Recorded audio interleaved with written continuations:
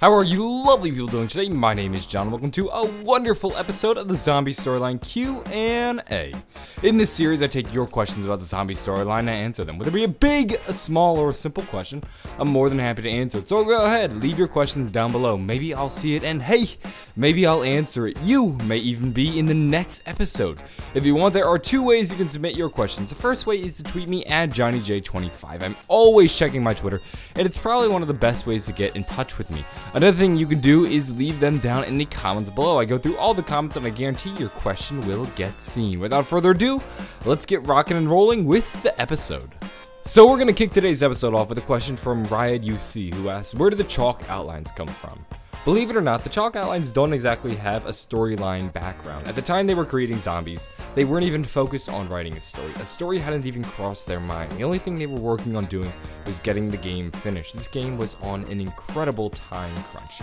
Let me read you a snippet from the blog of Jesse Snyder. Now, Jesse Snyder was the man who actually created zombies. This was his idea. He put most of the blood, sweat, and tears into creating zombies. He wrote, the chalk outlines where you can purchase weapons didn't come until much later, although you could always buy weapons, even in the earlier prototypes. I always wanted chalk outlines since day one. I sort of imagined it like the Hitman series, where there are outlines on the walls of weapons in your hideout, and as you progress, they start showing up. Once our lead artist Brian Anderson started playing some zombies, he whipped up the chalk outlines, redid the lighting, and generally made it look pretty.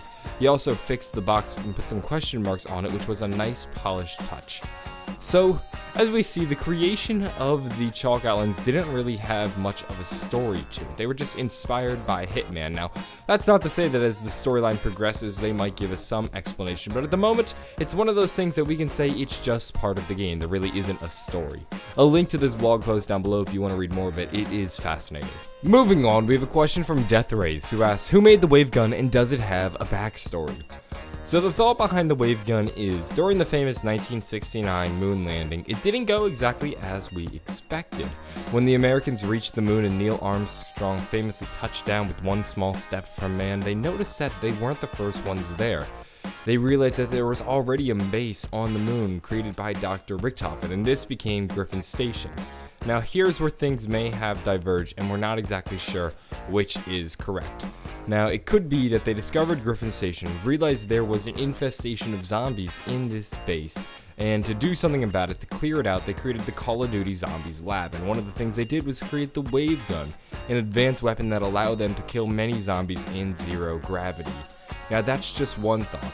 Another thought is that they actually discovered Griffin Station and then they turned it into a base of their own and continued to build it up, and then over time there just happened to be a zombie infestation because of all the large deposits of element 115, and then in response to that they created the Call of Duty Zombies labs, and then when creating the zombie labs they also created the wave gun as a way to fight the zombies. We're not entirely sure which, but what we do know is the wave gun was created by the Call of Duty Zombie labs, and then it was to fight the zombies that they had discovered on the moon within Griffin Station. We're just not exactly sure when.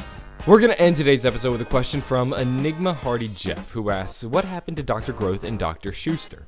So if you don't know, these are two colleagues of Dr. Richtofen. They worked with him within Group 935, and Richtofen didn't hate them like he hated Dr. Maxis. In fact, he worked with Dr. Schuster a lot within Griffin Station and when trying to create the teleporter. So these were colleagues of Richtofen whom he respected.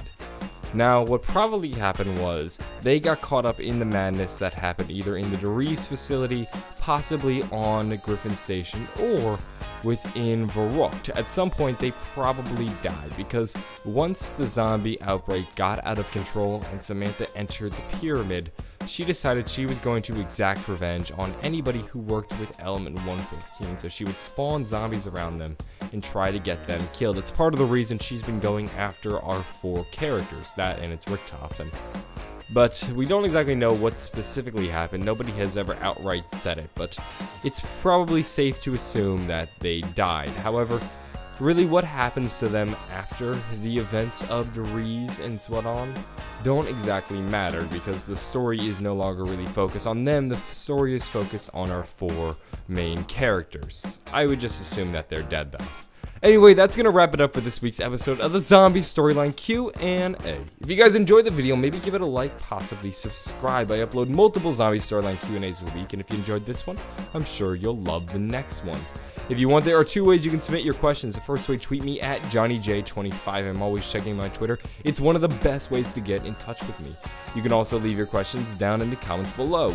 I'm gonna go have a fantastic day, and bye.